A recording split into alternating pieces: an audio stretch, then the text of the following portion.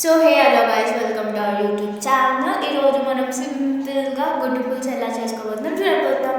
First కడాయిలో oil, onions, పచ్చిమిర్చి, కరివేపాకు వేసి కలుపుకోవాలి. సో బ్రౌనిష్ అయ్యే వరకు కలుపుకున్నాము. దాని తర్వాత జింజర్ గార్లిక్ పేస్ట్ వేసి అండ్ పసుపు వేసి మిక్స్ చేసుకోవాలి మళ్ళీ ఒకసారి.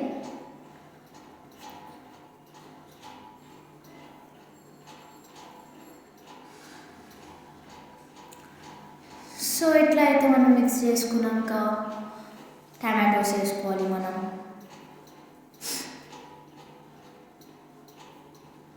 సో ఇట్లా టమాటోస్ వేసుకున్నాక మళ్ళీ టమాటోస్ ఉడకాలి. అది ఉడికినంతసేపు మనం గుడ్డు బాయిల్ చేసుకుందాం. సో టమాటోస్ వేసి మూత పెడితే అది ఉడుకుతుంది కాబట్టి. సో ఇప్పుడైతే టమాటోలు ఉడికిపోయినాయి. ఇట్లా చాలా సాఫ్ట్ కావాలన్నమాట. సో ఇప్పుడు మనము రెడ్ చిల్లీ అండ్ ధనియాల పొడి వేసుకోవాలి. కొంచెం సాల్ట్ ఎంత మీకు అయితే అంత వేసుకోవచ్చు. అండ్ అదేమంటారు,